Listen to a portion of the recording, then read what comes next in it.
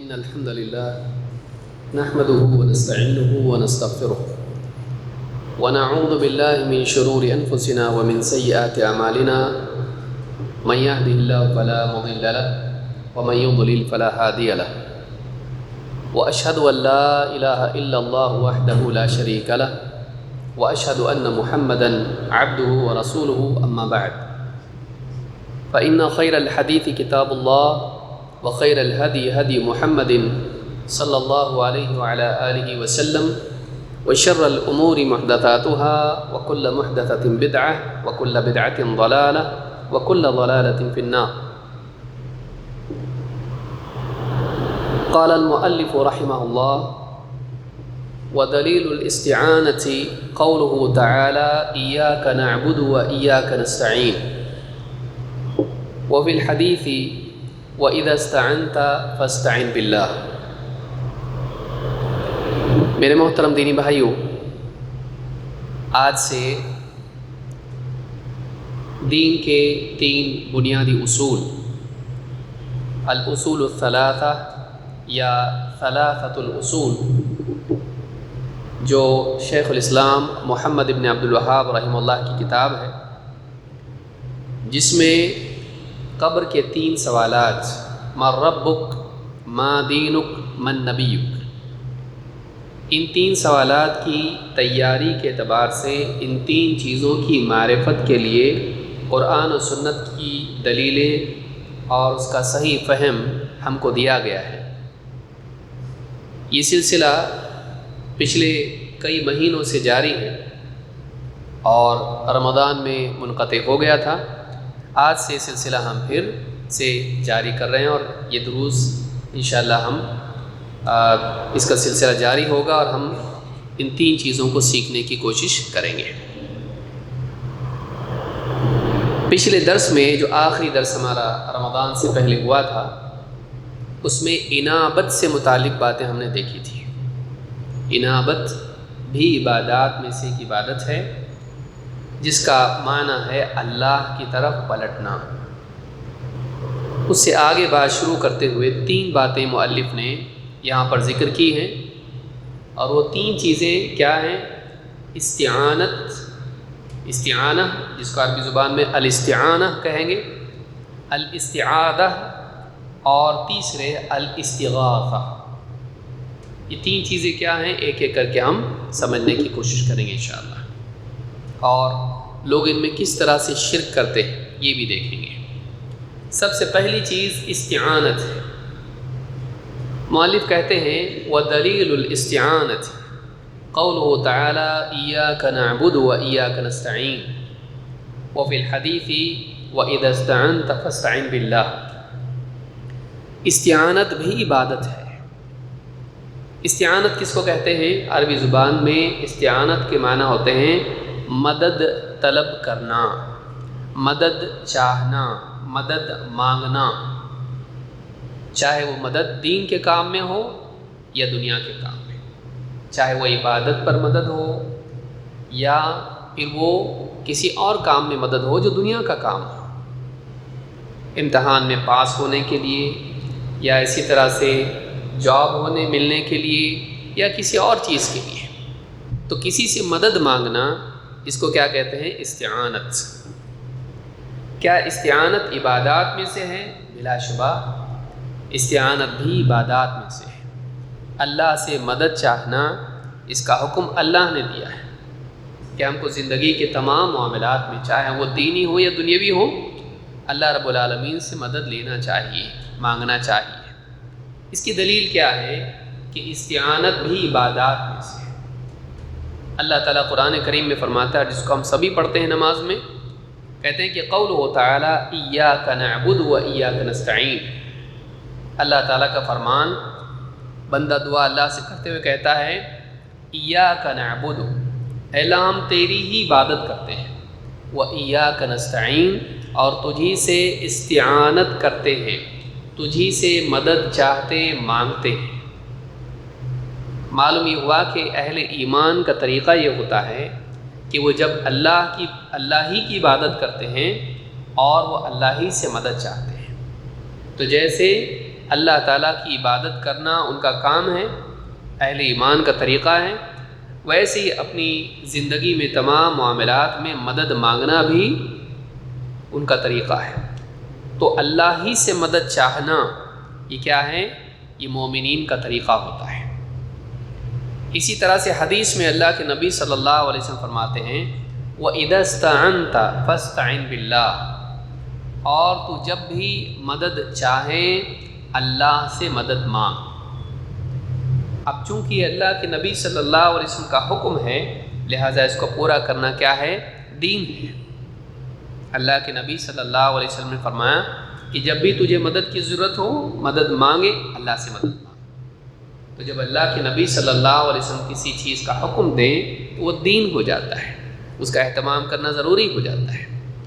لہٰذا معلوم یہ ہوا کہ اللہ سے استعانت کرنا دین ہے، اور جو بندہ اللہ سے مدد مانگتا ہے یہ ثواب کا حقدار ہوتا ہے، مزید یہ کہ اللہ اس کی مدد بھی کرتا ہے۔ تو یہ دلیل اس تعلق سے ملی کہ اللہ سے استعانت کرنا عبادت ہے۔ زندگی کے تمام معاملات میں ہم اللہ کی مدد کے محتاج ہیں، اللہ کی مدد کے بغیر ہم کچھ بھی کر سکتے نہیں۔ لہٰذا بندے کو چاہیے کہ جن کاموں میں وہ کمزور پڑ جائے خصوصاً اور عموماً سارے کاموں میں اللہ تعالیٰ کا محتاج اپنے کو مانے اور اپنی دعاؤں میں اللہ تعالیٰ سے مدد طلب کرتا رہے۔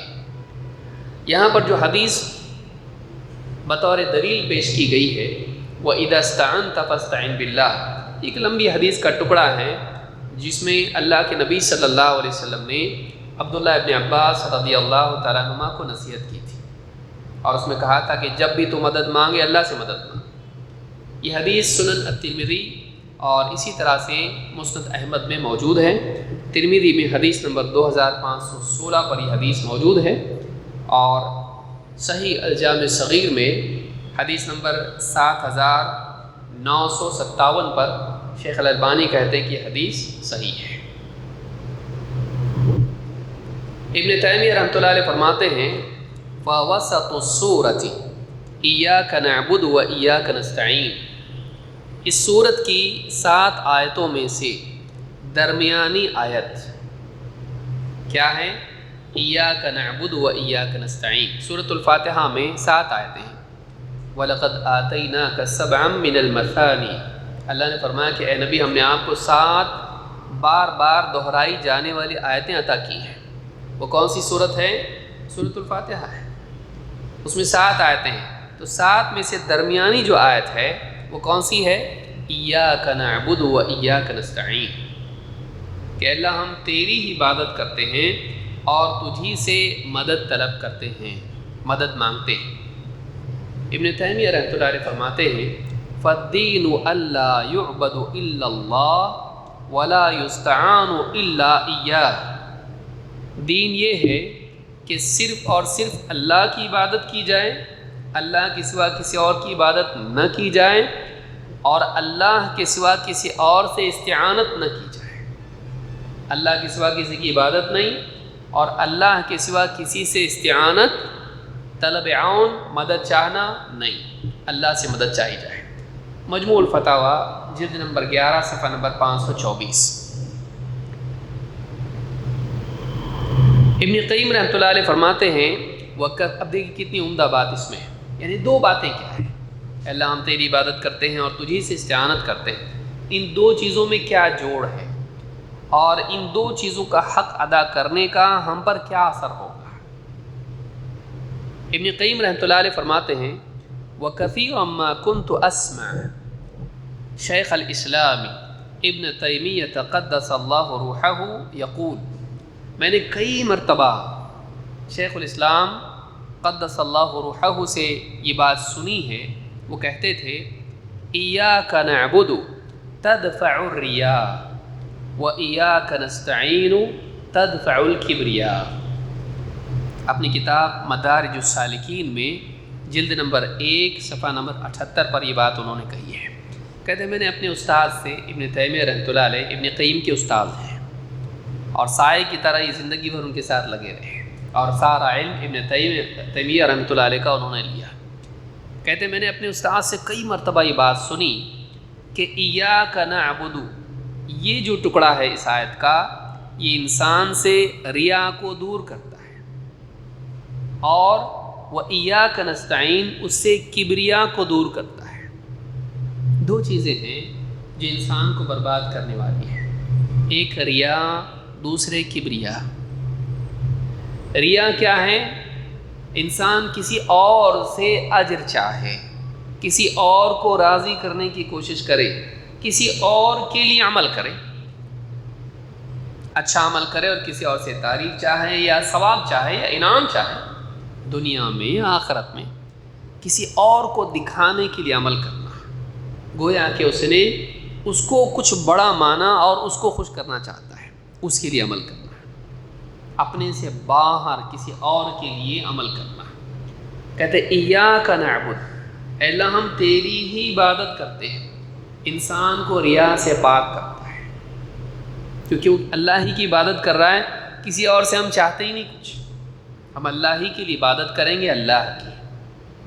تو ایاک نعبد میں اس بات کی تعلیم ہے کہ بندہ صرف اور صرف اللہ کی عبادت کرے، کسی اور سے کچھ بھی نہ چاہے، اخلاص۔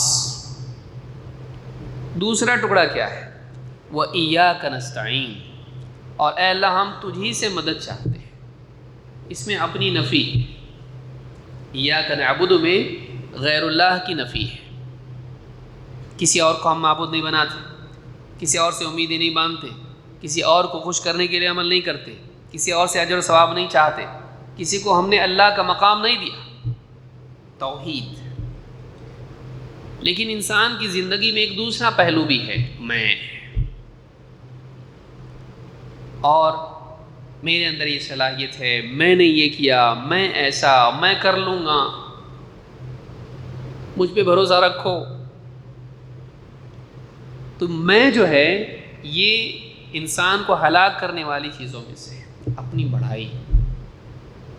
وَإِيَّاكَ نَسْتَعِينُ میں اپنی بڑائی کو بھی توڑ دیا گیا۔ ایاک نعبد میں باہر کے بتوں کو توڑنا، وَإِيَّاكَ نَسْتَعِينُ میں اپنا جو بت ہے، میں بھی تو ایک ہوں، میں۔ وَإِيَّاكَ نَسْتَعِينُ اے اللہ ہم تجھی سے مدد چاہتے، یعنی اے اللہ ہم خود سے کچھ کر سکتے نہیں، ہم تیری مدد کے محتاج ہیں۔ تو وَإِيَّاكَ نَسْتَعِينُ میں اپنی محتاجی کا اقرار ہے، جو کہ گھمنڈ کے الٹا ہے۔ گھمنڈ کا مطلب کیا؟ میں کسی کے آگے کیوں جھکوں؟ وَإِيَّاكَ نَسْتَعِينُ میں اللہ ہم کو تیری مدد کی ضرورت ہے، تیرے سوا ہم جائیں کدھر مدد کے لیے؟ تو وَإِيَّاكَ نَسْتَعِينُ میں اپنی کمزوری کا اظہار ہے، اپنی محتاجی کا اعلان ہے، اور اللہ سے مطالبہ ہے۔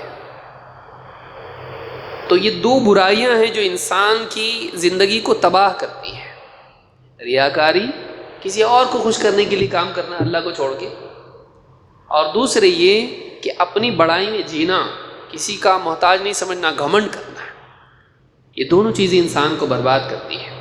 تو کہتے ہیں کہ ایاک نعبد میں شرک کا انکار ہے، اور وہ ایاک نستعین میں تکبر سے نجات ہے۔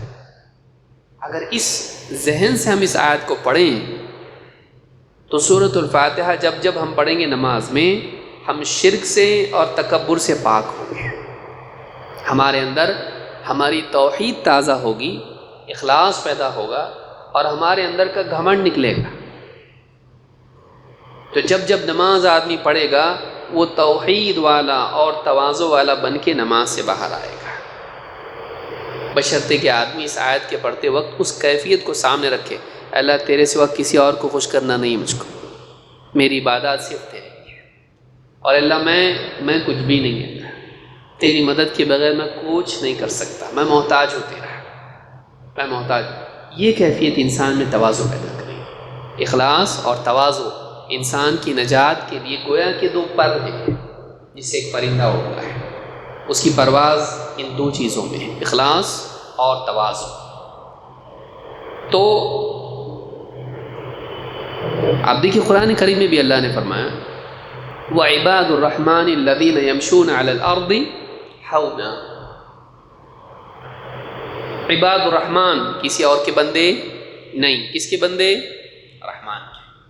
اس میں توحید کا پہلو ہے، وہ کسی اور کے بندے نہیں ہیں، وہ اللہ کے بندے ہیں۔ کس کے بندے؟ رحم کرنے والا رب العالمین رحمان۔ لیکن پھر دوسرا پہلو کیا ہے؟ یمشون علی الارض ہونا، زمین میں وہ عاجزی اور تواضع کے ساتھ چلتے ہیں۔ تو ایک طرف وہ رحمان کے بندے ہیں، کسی اور کے نہیں، دوسری طرف ان کی زندگی میں گھمنڈ نہیں ہے، تواضع ہے۔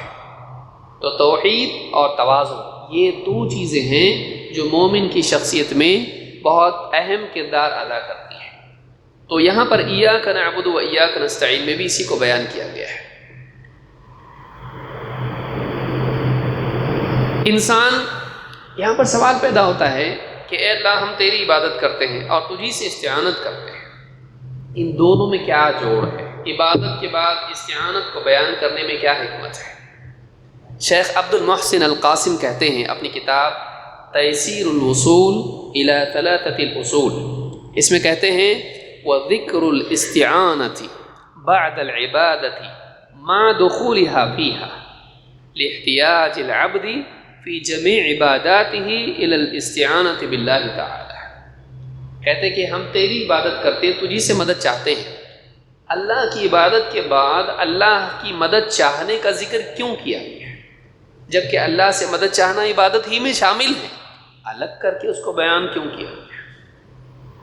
اس لیے کہ اللہ کی عبادت میں بھی بندہ اللہ تعالیٰ کی مدد کا محتاج ہے، کہ اگر اللہ تعالیٰ عبادت میں بندے کی مدد نہ کریں تو یہ بھی اس سے نہیں ہو سکتا ہے، یہ ڈھنگ کی عبادت بھی نہیں کرے گا اگر اللہ اس کی مدد نہ کرے تو کہتے ہیں کہ استعانت عبادت میں داخل ہے، لیکن کاٹ کے اس کو عبادت کے بعد بیان کیا گیا، اس لیے کہ یاد رکھ تو یہ دعویٰ نہ کرنے لگے اللہ ہم تیری عبادت کرتے ہیں، ہم کرتے ہیں تو میرا کمال ہے یہ کہ میں اللہ کی عبادت کر رہا ہوں، نہیں، اس کو یاد دلایا گیا کہ اللہ کی عبادت کرتا ہے، لیکن اس عبادت میں بھی تو کس کا محتاج ہے؟ اللہ کا محتاج ہے۔ اللہ کی مدد کے بغیر تو اللہ کی عبادت کا حق ادا نہیں کر سکتا۔ کہتے فَإِنَّهُ إِن لَّمْ يُعِنْهُ اللَّهُ لَمْ يَحْصُل لَّهُ مَا يُرِيدُهُ مِن فِعْلِ الْأَوَامِرِ وَاجْتِنَابِ النَّوَاهِي۔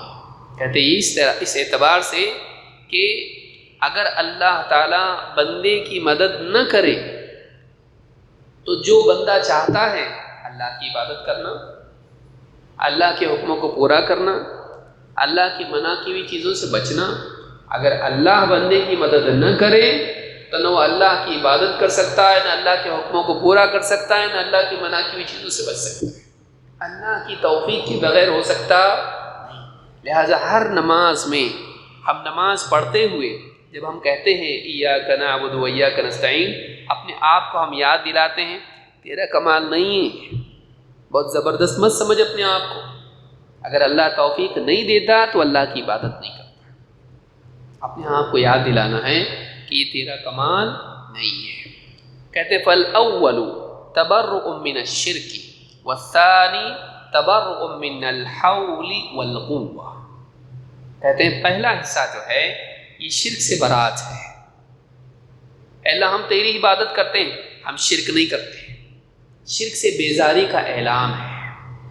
وَإِيَّاكَ نَسْتَعِينُ، اس میں اپنی قوت اور اپنے زور سے برات ہے، کسی اور کی طاقت نہیں کہ ہم تیری عبادت کریں، ہماری بھی نہیں، بلکہ اللہ کی توفیق اور اس کی مدد سے ہی ہم اللہ کی عبادت کرتے ہیں۔ تو پہلے میں شرک سے برات ہے، دوسرے میں اپنی قوت کا انکار ہے۔ اسی لیے جب نماز کو بلایا جاتا ہے، کیا نمازین کیا کہتا ہے نماز کو بلاتے وقت؟ حی علی الصلاۃ۔ جواب میں ہم کیا کہتے ہیں؟ لا حول ولا قوت الا باللہ، کوئی زور نہیں، کوئی قوت نہیں سوائے اللہ کے۔ یعنی میں علماء کہتے ہیں اس کا کیوں کہتے ہیں، ہم اس لیے کہتے ہیں کہ اپنے آپ کو یاد دلائیں کہ ہم جو اب نماز کو جانے والے ہیں یہ ہمارا کمال اور ہماری قدرت اور ہماری قوت نہیں، یہ اللہ کی توفیق ہے۔ اگر اللہ ہمارے اندر وہ طاقت نہیں رکھتا تو ہم اٹھ کے جا نہیں سکتے تھے۔ اگر اللہ تعالیٰ ہمارے دل کو وہ توفیق نہیں دیتا تو ہم اٹھ کے جاتے نہیں. تو وہ نماز کے لیے بلا رہا ہے اور ہم کیا بول رہے ہیں؟ کوئی زور نہیں، کوئی طاقت نہیں سوائے اللہ کی، قوت کوئی نہیں سوائے اللہ کی. یعنی اے اللہ میں سن تو رہا ہوں اذان کی آواز، لیکن میں نماز پڑھوں گا یا نہیں، میں تیری توفیق کے بغیر تیری عبادت نہیں کر سکتا. یہ کمال ہے بندے کی بندگی کا کہ وہ اپنی قدرت، اپنی طاقت، اپنی صلاحیت، اپنے کمال کا انکار کرے.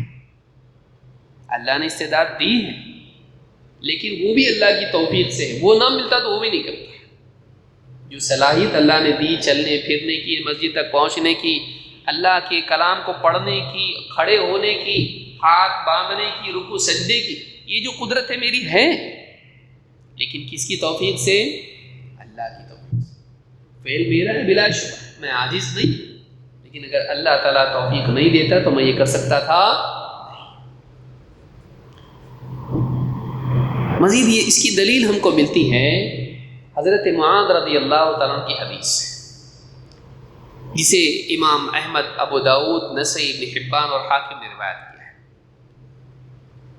معاذ بن جبل رضی اللہ تعالیٰ عنہ کہتے ہیں ان رسول اللہ صلی اللہ علیہ وسلم اخذ بیدہ، اللہ کے رسول صلی اللہ علیہ وسلم نے حضرت معاذ کا ہاتھ میں لیا.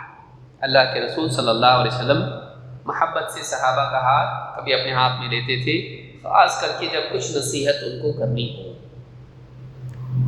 اخذ بیدہ وقال یا معاذ واللہ انی لاحبک، واللہ انی لاحبک، کہا کہ اے معاذ اللہ کی قسم میں تم سے محبت کرتا ہوں، اللہ کی قسم میں تم سے محبت کرتا ہوں.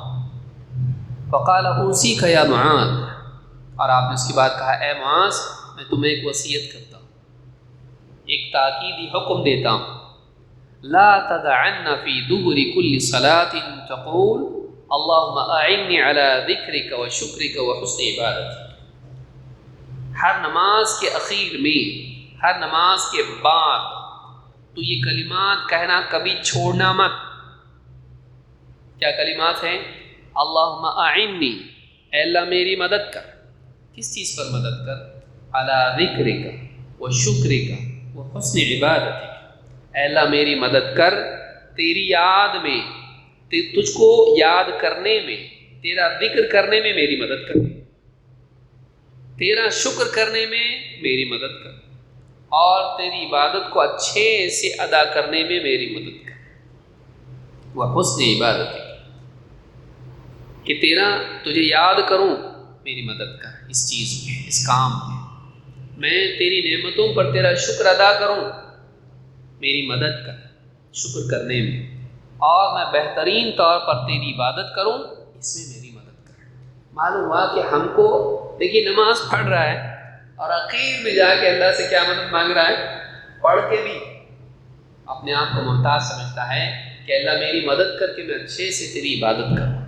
معلوم یہ ہوا کہ مومن بندہ اللہ کی عبادت کرتے ہوئے بھی اس بات کو یاد رکھتا ہے کہ وہ ہر آن، ہر وقت، ہر لمحہ اللہ کی مدد کا محتاج ہے. اگر اللہ مدد نہیں کرے تو اس کی اللہ کی عبادت کر نہیں سکتا. عبادت کر لینا کمال نہیں ہے، عبادت اچھے سے کرنا کمال ہے. عبادت یا تو آدمی ریاکاری کی وجہ سے عبادت ضائع ہوگی، بدعات کی وجہ سے ضائع ہوگی، یا کسی اور وجہ سے عبادت خراب ہوئی کہ اس کے ارکان صحیح طور پر ادا نہیں کیے. تو عبادت کر لینا کافی نہیں ہے، عبادت کو اچھے سے کرنا ضروری ہے. اس لیے اللہ نے کیا فرمایا؟ الذی خلق الموت والحیات لیبلوکم ایکم احسن عملا. اللہ وہ ہے جس نے موت و حیات کو پیدا کیا، موت کو پیدا کیا، زندگی کو پیدا کیا. کیوں پیدا کیا؟ لیبلوکم، تاکہ تمہیں آزمائیں، ایکم احسن عملا، کہ تم میں سے عمل میں اچھا کون ہے، عمل میں زیادہ کون ہے، عمل میں اچھا کون ہے. کثرت عمل کچھ کام کا نہیں اگر عمل اچھا نہ ہو. بھئی سڑے ہوئے پھلوں کا ٹوکرا آپ کو کوئی دے دے، تحفے میں ٹرک بھر کے دے دے، آپ کیا کہیں گے؟ اس کا احسان مانیں گے؟ اب غصہ ہوں گے. کیونکہ چیز خراب ہے زیادہ سے فرق نہیں پڑتا، چیز تھوڑی ہو لیکن اچھی ہو۔ اسی لیے کہا اللہ تعالیٰ نے موت و حیات کو پیدا کیا تم کو آزمائیں تم میں عمل میں کون اچھا ہے۔ اسی لیے دعا میں کیا ہے؟ وہ حسن عبادتک، عبادت کو بہترین طور پر کرنے کی توفیق دے اللہ، میری مدد کر۔ ایک روایت جس کو امام النسائی نے روایت کیا، اس سے معلوم ہوتا ہے کہ یہ دعا نماز کے اندر پڑھنی چاہیے۔ امام النسائی کے الفاظ ہیں، اللہ کے رسول صلی اللہ علیہ وسلم نے فرمایا فَلَا تَدَعْ أَن تَقُولَ فِي كُلِّ صَلَاةٍ فَلَا تَدَعْ أَن تَقُولَ فِي كُلِّ صَلَاةٍ، اپنی ہر نماز میں اس دعا کو پڑھنا چھوڑنا مت۔ تو معلوم ہے کہ نماز کی کیا ہے؟ اندر ہے۔ اسی لیے بعض علماء نے کہا کہ دبر دونوں اعتبار سے استعمال ہوتا ہے، خارج کے لیے بھی نماز کے بعد اور داخل میں بھی۔ اسی لیے بعض علماء نے کہا کہ جانور کی جو دبر ہوتی ہے، پیٹھ کو کہتے ہیں پچھلا حصہ، وہ جانور کے اندر ہوتا ہے۔ تو نماز کی دبر الصلاح دونوں طرح سے حدیثوں میں آتا ہے، داخل کے لیے بھی اور خارج کے لیے بھی، نماز سے باہر بھی نماز کے اندر بھی۔ لیکن یہاں الفاظ جو حدیث کے آئے ہیں فَلَا تَدَعْ أَن تَقُولَ فِي كُلِّ صَلَاةٍ، اپنی ہر نماز میں اس دعا کو پڑھنا چھوڑنا مت۔ کیا دعا ہے؟ رب اعنی علی ذکرک وشکرک وحسن عبادتک، اے میرے رب میری مدد کر تیرا ذکر کرنے میں، تیرا شکر کرنے میں اور بہترین طور پر تیری عبادت کرنے میں۔ امام النسائی نے اس کو روایت کیا ہے اور یہ حدیث صحیح ہے، حدیث نمبر سنن نسائی حدیث نمبر 1303۔ اس سے بات معلوم ہوتی ہے کہ بندے کو اللہ کی عبادت میں بھی اللہ سے مدد مانگنا چاہیے۔ کبھی اس گھمنڈ میں نہیں آنا چاہیے کہ میں اللہ کی عبادت کا حق ادا کرتا ہوں، دیکھو دوسرے نماز نہیں پڑھتے میں پڑھتا ہوں، تہجد نہیں پڑھتے سوتے رہتے میں پڑھتا ہوں، ذکر نہیں کرتے صبح شام کے اذکار نہیں کرتے میں کرتا ہوں، قرآن کی تلاوت نہیں کرتے میں کرتا ہوں، فلاں کام اللہ کا حکم پورا میں کرتا ہوں، فلاں چیز سے بچتا ہوں میں متقی پر۔ کبھی نہیں۔ اللہ تعالیٰ کی توفیق اگر نہ ہو تو ہم کچھ نہیں کر سکتے۔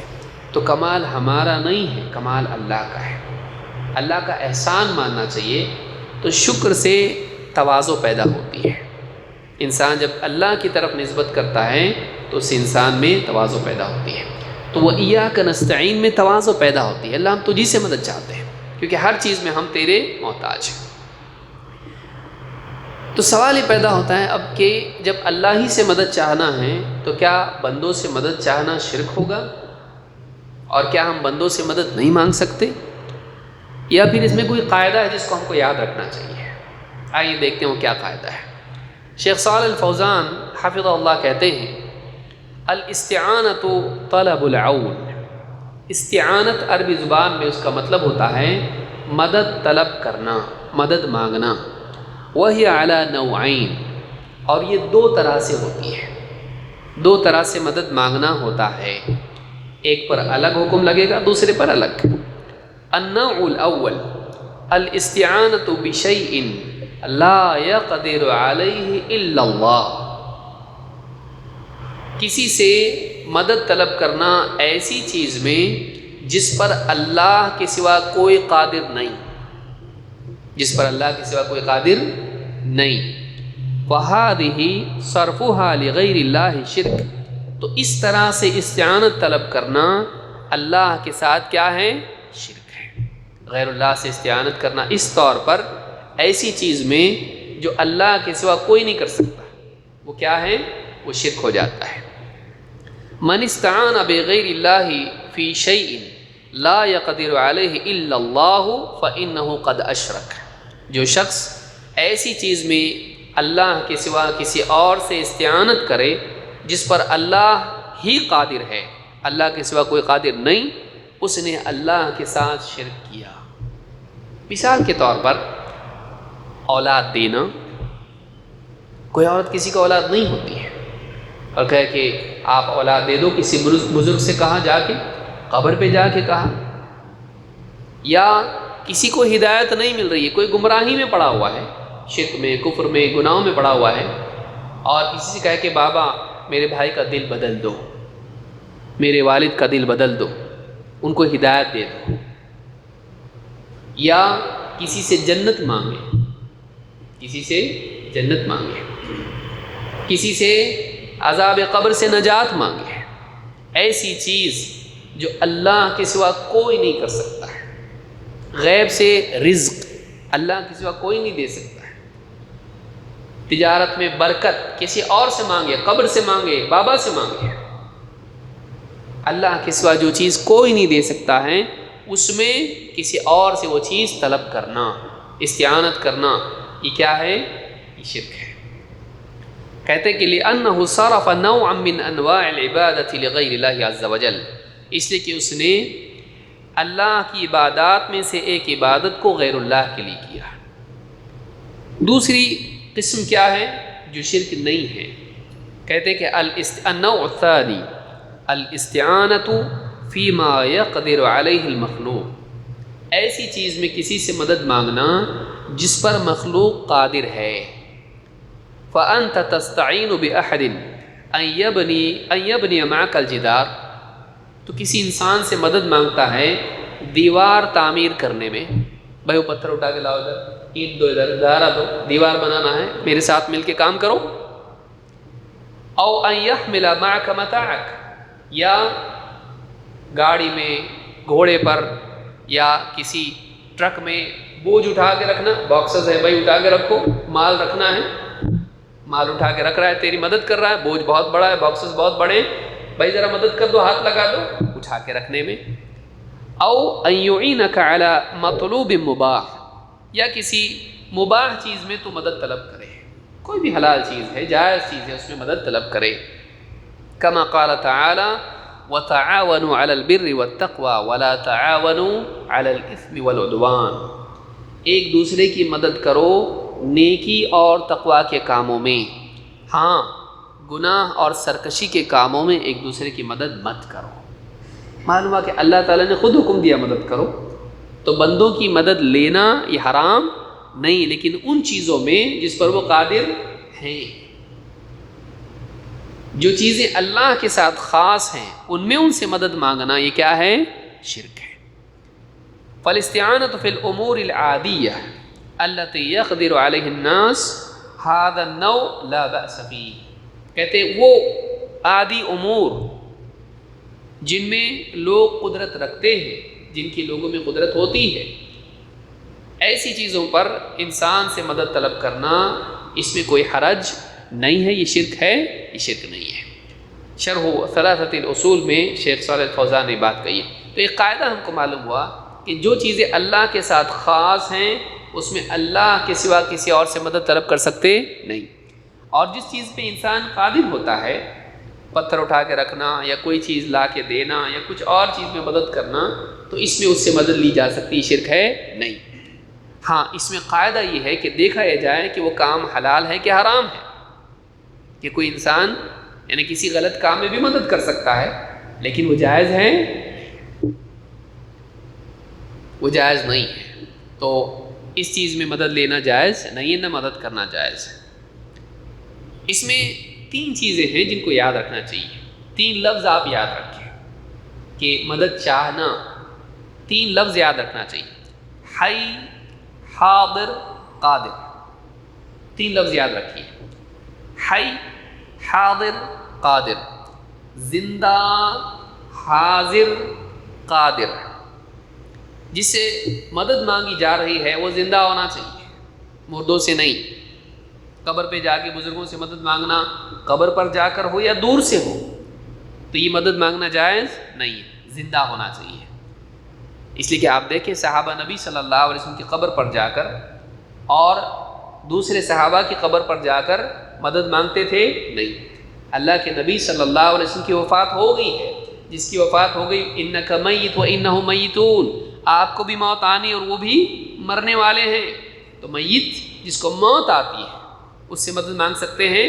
نہیں۔ موت آنے کے بعد کسی سے مدد مانگ سکتے نہیں۔ یہ اور بات ہے کہ انبیاء اپنی قبروں میں حیات و زندہ ہیں، لیکن وہ زندگی دنیاوی نہیں، وہ زندگی کون سی ہے؟ برزخی ہے۔ تو پہلے زندہ ہونا چاہیے۔ اسی لیے اللہ کے رسول صلی اللہ علیہ وسلم ایک حدیث میں کیا فرمایا؟ وَلَوْ كَانَ مُوسَى حَيًّا وَأَدْرَكَ نُبُوَّتِي مَا حَلَّ لَهُ إِلَّا أَن يَتَّبِعَنِي، اگر موسیٰ زندہ ہوتے اور میری نبوت پاتے تو انہیں بھی میری اتباع کرنے کے سوا کوئی اور راستہ نہیں ہوتا۔ تو کیا کہہ رہے ہیں؟ اگر زندہ ہوتے کا مطلب اس معنی میں زندہ نہیں جس معنی میں دوسرے لوگ زندہ ہیں، وہ برزخی حیات ہے، دنیاوی نہیں۔ جبکہ آپ ہی نے کہا میں نے موسیٰ کو قبر میں نماز پڑھتے دیکھا ہے، تو وہ برزخی زندگی ہے، دنیاوی نہیں۔ تو ایک زندہ ہونا چاہیے۔ نمبر 2 حاضر ہونا چاہیے کہ کہیں بابا اپنے گاؤں میں اور بابا سے مدد یہاں سے طلب کر رہا ہے، اس عقیدے کے ساتھ کہ وہ میری پکار کو سنتے ہیں اور مدد کرتے ہیں، یہ شرک ہے۔ چاہے وہ زندہ ہو لیکن حاضر نہ ہو تو اس سے مدد مانگ سکتے نہیں۔ ہاں خط کے ذریعے سے مانگ سکتے، فون کے ذریعے سے بھی مانگ سکتے، کیونکہ وہ بھی خط میں آتا ہے کہ صحابہ کے دور میں خلفاء سے یا خلیفہ سے خط لکھ کے لوگ مدد مانگتے تھے۔ وہ حاضر نہیں ہے لیکن خط پہنچے گا تو وہ پڑھیں گے اور مدد کریں گے، ایسا مانگ سکتے۔ وہی فون کا بھی حکم ہے، وہی SMS کا بھی حکم ہے، وہی واٹس ایپ کا بھی حکم ہے، تو ایسی مدد مانگ سکتے ہیں کیونکہ یہ میسج ہے۔ تو وہ حاضر ہونا چاہیے۔ اور 3 وہ قادر ہونا چاہیے۔ آپ دیکھیے ایک صحابی ہے جن کا نام حرام ہے، حرام، حضرت انس رضی اللہ تعالیٰ کے ماموں ہیں۔ بعض مشرکین لے گئے ان کو ساتھ میں، 70 صحابہ کو لے گئے اللہ کے نبی صلی اللہ علیہ وسلم سے یہ کہہ کے کہ ہم کو قرآن و حدیث، قرآن و سنت یہ سکھائیں گے، ہم کو آدمی بھیجو۔ اللہ کے نبی صلی اللہ علیہ وسلم نے 70 صحابہ اہل صفہ میں سے بھیجے دین سکھانے کے لیے، ان لوگوں نے سب کو قتل کر دیا۔ یہی واقعہ ہے جس پر اللہ کے نبی صلی اللہ علیہ وسلم مہینہ بھر ان لوگوں پر لعنت کرتے رہے دعائے قنوت پڑھ کے۔ ان میں ایک صحابی تھے جن کا نام تھا حرام، انہوں نے اللہ تعالیٰ سے دعا کی، جب ان کو قتل کیا گیا تو دعا کی، کہا اللہ ہمارے نبی صلی اللہ علیہ وسلم کو اس بات کی خبر دے دے کہ ہم کو قتل کر دیا گیا اور ہم تجھ سے راضی تھے اور تو ہم سے راضی ہے۔ اللہ کے نبی صلی اللہ علیہ وسلم کو جبریل کے ذریعے اللہ تعالیٰ نے خبر پہنچائی، اور اللہ کے نبی صلی اللہ علیہ وسلم نے صحابہ کو اس کی خبر دی۔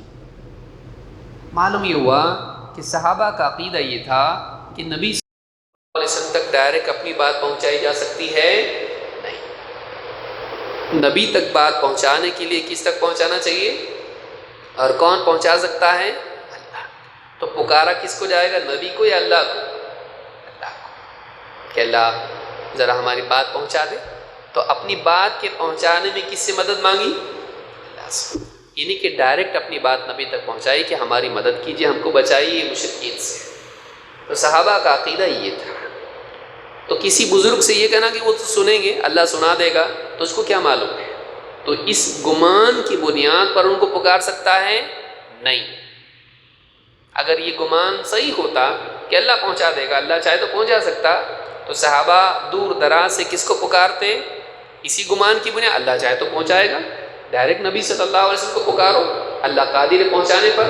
نہیں، کسی صحابی سے آپ کو نہیں ملے گا کہ وہ دور سے اللہ کے نبی صلی اللہ علیہ وسلم کو مدد کے لیے پکارتے تھے، اللہ کو پکارتے تھے، رسول صلی اللہ علیہ وسلم کو نہیں۔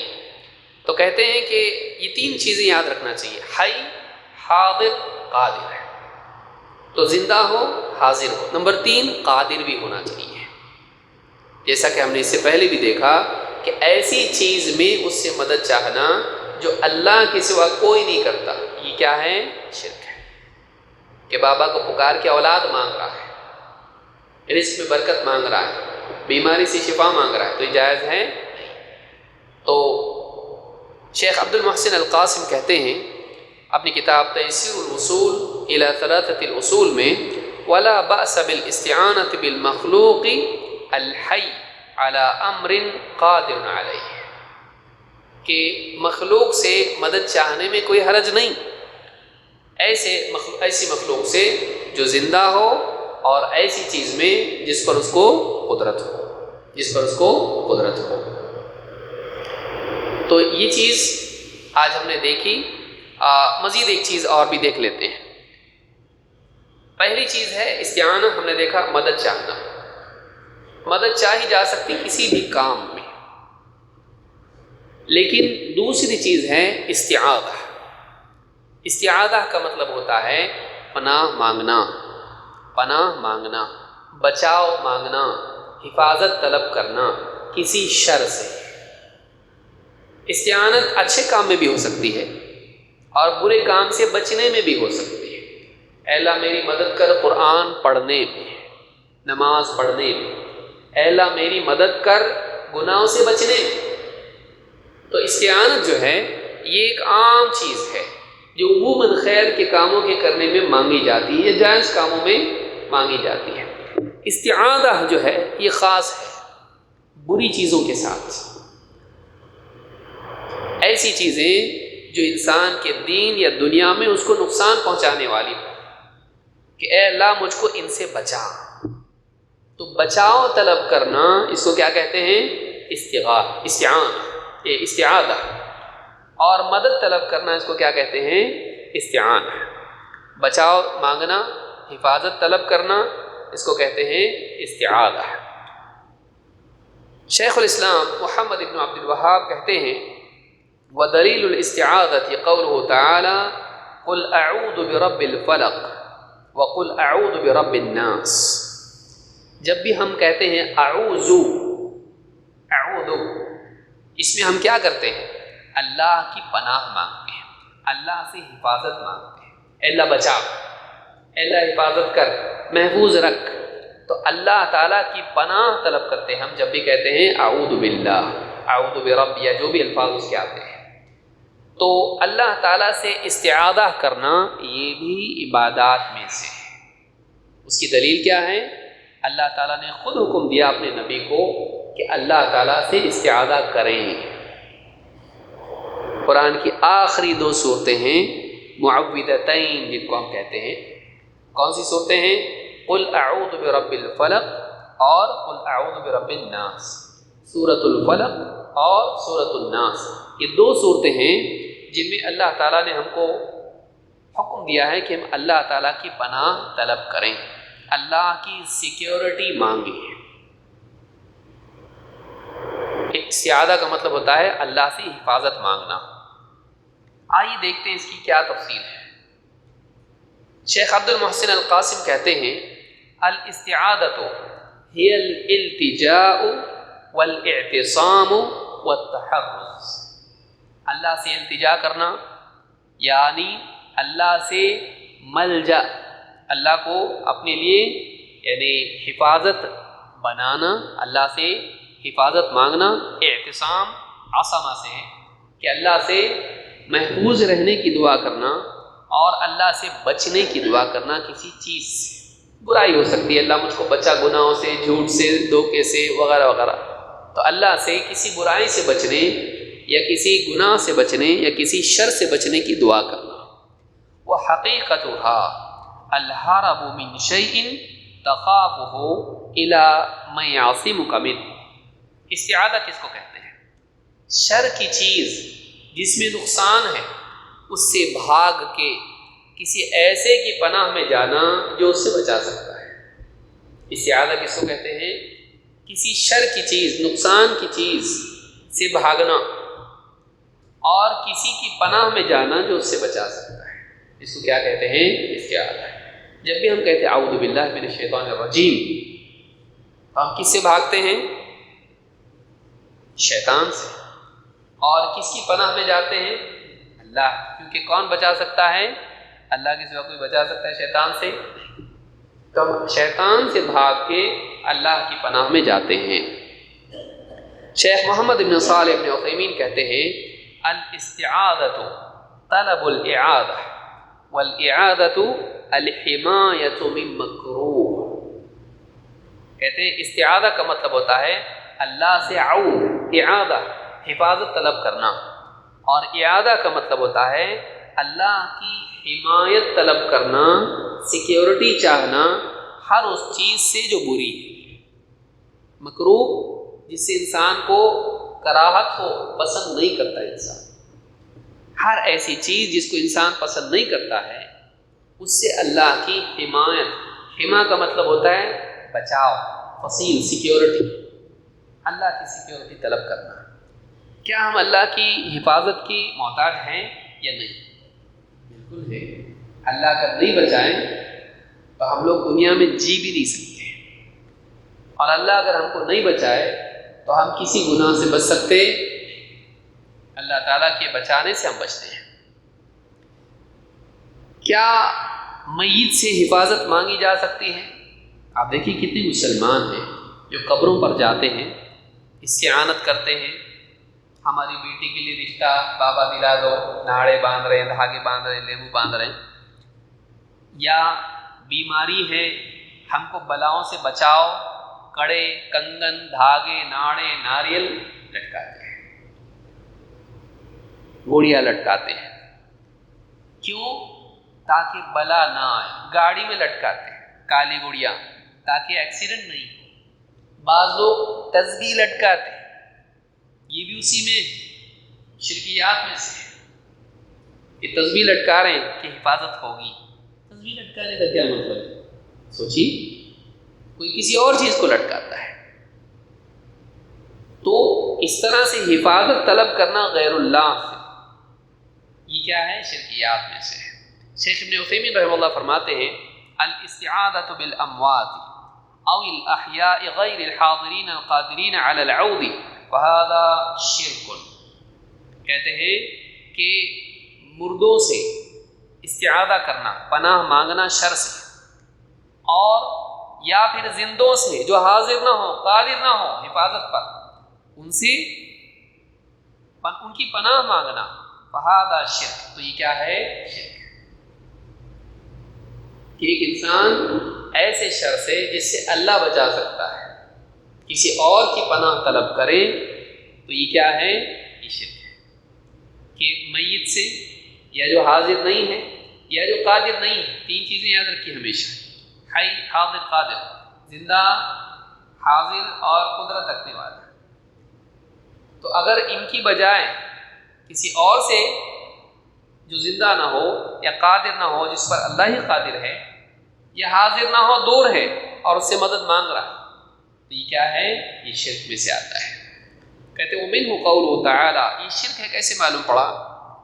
وَمِنْهُ قَوْلُهُ تَعَالَى وَأَنَّهُ كَانَ رِجَالٌ مِّنَ الْإِنسِ يَعُوذُونَ بِرِجَالٍ مِّنَ الْجِنِّ فَزَادُوهُمْ رَهَقًا۔ جنات اللہ کے نبی صلی اللہ علیہ وسلم نماز پڑھا رہے تھے فجر کی، تفصیل ہے آپ کو دیکھنی ہے، آپ سورہ جن پڑھیے۔ بعض لوگ ڈرتے ہیں سورہ جن پڑھے تو جنات آتے ہیں، ایسا کچھ نہیں ہے۔ سورہ جن میں پورا واقعہ اللہ نے بیان کیا ہے کہ جنات نے اللہ کے نبی صلی اللہ علیہ وسلم کا قرآن سنا۔ فجر کی نماز آپ پڑھا رہے تھے صحابہ کو، جنات میں ڈسکشن ہوا ایک جگہ، کیا بات ہے، پہلے ہم آسمان پہ جاتے تھے تو کوئی مسئلہ ایسا نہیں تھا، اب جا رہے ہیں تو وہاں سے فرشتے مار مار کے بھگا رہے ہیں آگ کے شعلے، ایسا ہوا کیا ہے؟ کچھ تو چینج ہوا ہے۔ یہ وہ دور تھا جس میں اللہ کے نبی صلی اللہ علیہ وسلم پر وحی آتی تھی، آپ رسول بنائے گئے تو آسمانوں کی حفاظت کا انتظام کر دیا گیا، جنات نہیں جا سک رہے اوپر، جاتے تھے، ہوتا کچھ ہوتا نہیں تھا ایسا خاص، لیکن اب دیکھ رہے تو جا رہے ہیں، شعلے مار مار کے بھگا رہے ہیں ہم کو فرشتے، ہوا کیا ہے؟ ڈسکشن ہوا ان کے اندر۔ انہوں نے کہا ایک کام کرتے ہیں، ہم لوگ زمین میں پھیل جاتے ہیں۔ ایک تو اس سے معلوم ہوتا کہ جنات کو علم غیب نہیں ہے، معلوم نہیں کیا ہوا، جائیں گے ڈھونڈیں گے، ان کو بھی جانا پڑتا ہے، تو کچھ یہاں گئے، کچھ وہاں گئے، کچھ وہاں گئے، زمین میں پھیل گئے، کچھ گھومتے گھومتے گھومتے ڈھونڈتے ڈھونڈتے تلاش کرتے کرتے نبی صلی اللہ علیہ وسلم تک بھی پہنچے۔ دیکھا آپ قرآن پڑھ رہے ہیں، جب انہوں نے قرآن سنا بہت تعجب ہوا، زبردست کلام ہے یہ، اور انہیں یقین ہوا کہ یہی وہ بات ہے جس کی وجہ سے ہم لوگوں کا آسمان میں جانا بند ہو گیا ہے۔ اور پھر انہوں نے قرآن سن کے پھر اپنی قوم میں جا کے اپنی قوم کو بتایا، ہم نے ایک عجیب پڑھی جانے والی چیز سنی، اور پھر وہ پورا کلام اللہ تعالیٰ نے جنات کا قرآن میں نقل کیا ہے۔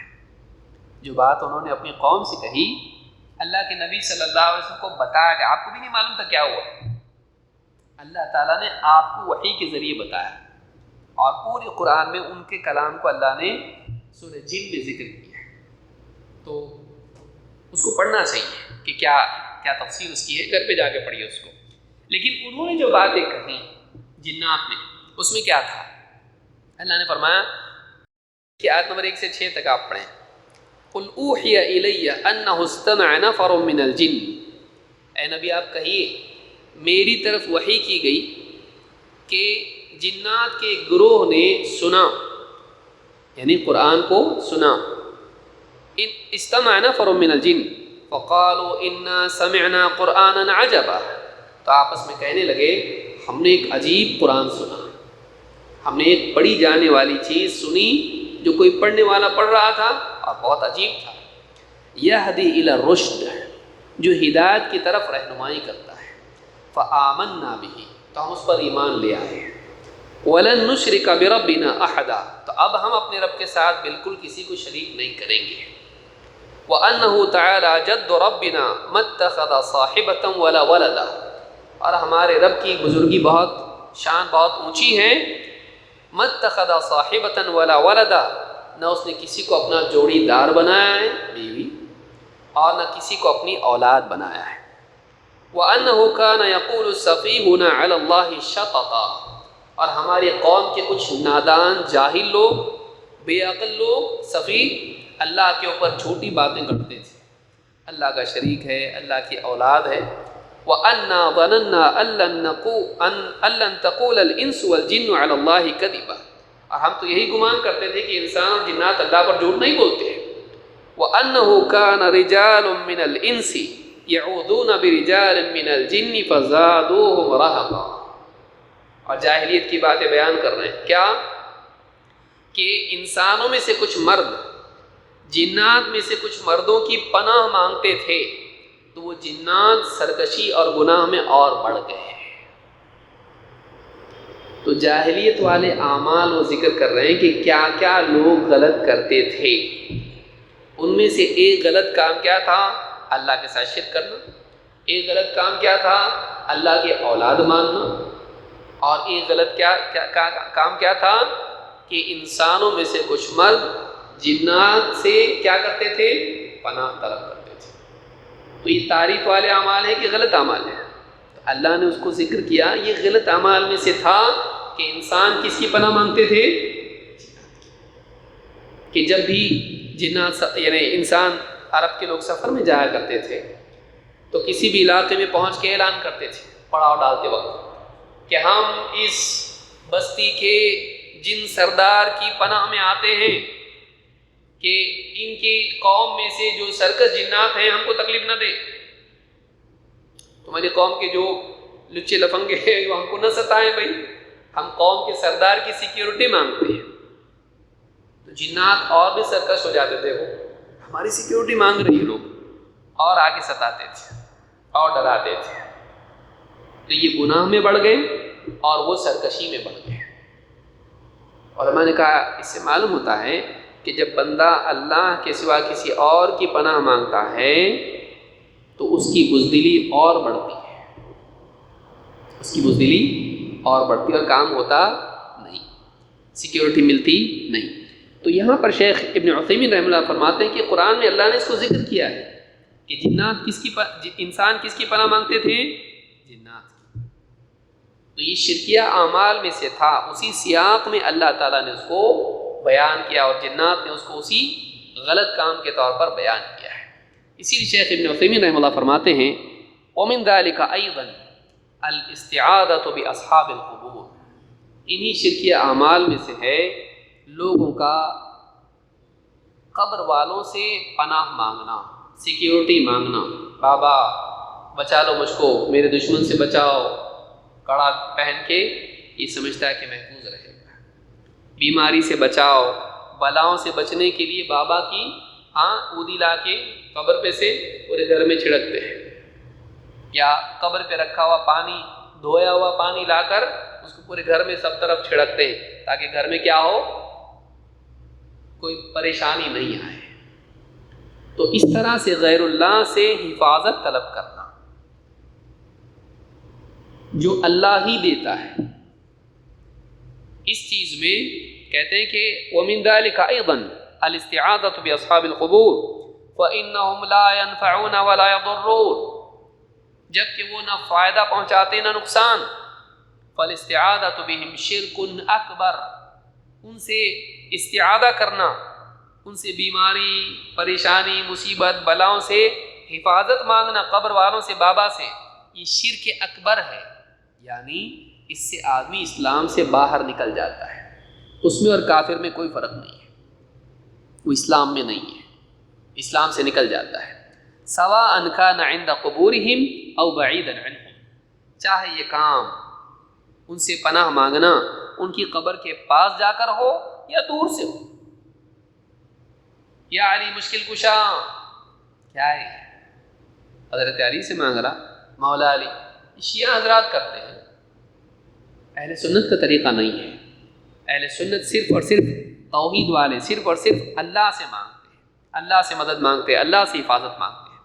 کہتے ہیں اما الاستعاذۃ بمخلوق فیما یقدر علیہ فہی جائز، ہاں مگر کسی مخلوق سے پناہ مانگنا، مخلوق کی پناہ مانگنا جس پر وہ قادر ہے، یہ جائز ہے۔ جیسے کوئی مثال کے طور پر کوئی انسان ہے، مجلس میں سانپ آ گیا اور بچے ہیں وہاں پہ اور بڑے بھی ہیں، بچے چلانے لگے، ابو، دادا، نانا، جو بھی ہے، چاچا بچاؤ، سانپ سے بچاؤ، شیر سے بچاؤ، یا کسی اور کتے سے بچاؤ۔ اگر وہ چلائے مدد کے لیے لوگوں کو جو آس پاس ہیں تو اس میں کوئی حرج نہیں ہے، کیونکہ وہ لوگ اس سے بچا سکتے ہیں کہ نہیں، اس کو مار کے بھگا سکتے ہیں، کتے کو پکڑ سکتے ہیں، اس کو قید کر سکتے ہیں۔ تو جو انسان جس پر قادر ہے، ایسے وقت میں یا کوئی آدمی کسی پر ظلم کر رہا ہے، اندھیرے میں جا رہی کوئی بچی اور کوئی لڑکا اس کو پکڑ کے اس کے ساتھ بدکاری کرنا چاہتا ہے، اس کو چھیڑنا چاہتا ہے، اغوا کرنا چاہتا ہے، اور وہ لوگوں کو، بستی کے لوگوں کو پکارے بچاؤ بچاؤ، جان رہی کہ بستی میں لوگ ہیں، ایسے وقت میں پکارے، اس میں کوئی حرج نہیں ہے۔ کیوں؟ اس لیے کہ وہ حفاظت کے لیے ان کو پکارے اور وہ بچا سکتے ہیں۔ تو اس طرح سے کسی کو پکارنا یہ حرام نہیں ہے، یہ جائز ہے۔ تو ایک انسان ایسے اسباب کے تحت جو ظاہراً نتیجہ خیز ہیں، اگر مدد کسی مانگتا ہے یا حفاظت مانگتا ہے تو اس میں کوئی حرج نہیں ہے۔ مزید باتیں انشاءاللہ ہم اس تعلق سے اگلے درس میں دیکھیں گے کہ استعاذہ کے اور کیا احکام ہیں اور اس کی تفصیلات کیا ہیں۔ ہمارا جو درس ہوگا، یہ الاصول الثلاثہ کا جو درس ہوگا، یہ ہر جمعرات کو ہوگا، تھرسڈے، اور عشاء کے بعد ہوگا۔ یہ 2 ہفتوں میں ایک بار ہوگا، یعنی مہینے میں 2 مرتبہ ہوگا، پہلا اور تیسرا جمعرات یہ درس یہاں پر ہوگا، اور دوسرا اور چوتھا جو درس ہمارا ہوگا وہ کنڈوا کا درس ہوگا انشاءاللہ۔ قریب میں انشاءاللہ ایک درس شروع ہونے والا ہے، خوارج کی صفات، سب سے بدترین فرقہ، سب سے پہلا اور سب سے بدترین فرقہ خوارج، جن کی جنگ حضرت علی کے ساتھ ہوئی تھی، وہ کون تھے اور ان کی صفات کیا ہیں، اور ہم کو ان کے بارے میں کیوں جاننا چاہیے، اور کیا بعد کے دور میں بھی وہ لوگ پیدا ہوں گے۔ تو اس کی تفصیلات انشاءاللہ ہم اس درس میں دیکھیں گے جو کنڈوا میں ہوگا عشاء کی نماز کے بعد۔ تو جلد ہی وہ انشاءاللہ شروع ہونے والا ہے، تو اس کی خبر بھی آپ کو دی جائے گی۔ تو مہینے میں 2 ہفتے دوسرا اور چوتھا کنڈوا میں درس ہوگا جمعرات کو، اور پہلا اور تیسرا مسجد اقصی میں ہوگا، جو اصول ثلاثہ سے متعلق ہوگا۔ یہ آسانی ہے تاکہ آدمی ہفتے میں ایک بار چھٹی اگر لیتا ہے تو دونوں اٹینڈ کر سکتا ہے، دونوں دروس اٹینڈ کر سکتا ہے۔ بدھ کے دن یہ نہیں ہوگا، اس لیے کہ بدھ کے دن خواتین کا بھی درس شروع ہونے والا ہے، لہٰذا ایک دن میں 2 درس تھوڑا دقت ہوگی بولنے والے کے لیے بھی اور اٹینڈ کرنے والوں کے لیے بھی۔ تو انشاءاللہ بدھ کی بجائے اس کو ہم جمعرات کو کریں گے تاکہ لوگوں کے لیے آسانی ہو۔ تو خود بھی آئیں، دوسروں کو بھی لانے کی کوشش کریں۔ دیکھیے بہت ساری چیزیں شرک ہوتی ہیں لیکن لوگوں کو معلوم نہیں معلوم ہے، لوگوں کو کیسے معلوم ہوگا؟ اب ہم جا کے ویسی بیان کریں، دلیلیں دے کے، تھوڑا مشکل ہے، کسی کو یاد ہو تو یاد ہے، اس سے اچھا یہ کہ اس کو پکڑ کے لے کے آ گئے گاڑی میں بٹھا کے، کسی دوست کو دعوت دی، ایک ہفتے میں ایک دن اس سے 1 گھنٹہ نکال لے بھائی، اس کو ذہن بنا اس کو سیکھنے کے لیے لے کر آئے، ہو سکتا ہے وہ شرک سے بچ جائے۔ اور اگر وہ شرک سے بچا ہوا بھی ہے، وہ کچھ بات ایسی سن لے جو نہیں معلوم تھی، گھر پہ جا کے ماں باپ کو، بھائی بہن کو اگر بتائے، وہ اگر شرک سے بچتے ہیں تو سارا ثواب آپ کو ملتا ہے۔ تو صرف درس میں آنا نہیں ہے، بلکہ لوگوں کو لانے کی بھی کوشش کرنا چاہیے، تاکہ لوگوں کو ہدایت ملے، وہ شرک سے بچنے والے بن جائیں اور لوگوں کو بھی شرک سے نکالنے والے بنیں۔ اللہ تعالیٰ ہم سب کو دینی دروس میں حاضر ہونے کی توفیق عطا فرمائیں، اور انشاءاللہ اس اتوار کو بھی اقصی مسجد میں مغرب کے بعد میں درس ہوگا، تو آپ سب تشریف لائیں اور دوسروں کو بھی لانے کی کوشش کریں۔ اقول ھذا واستغفر اللہ لی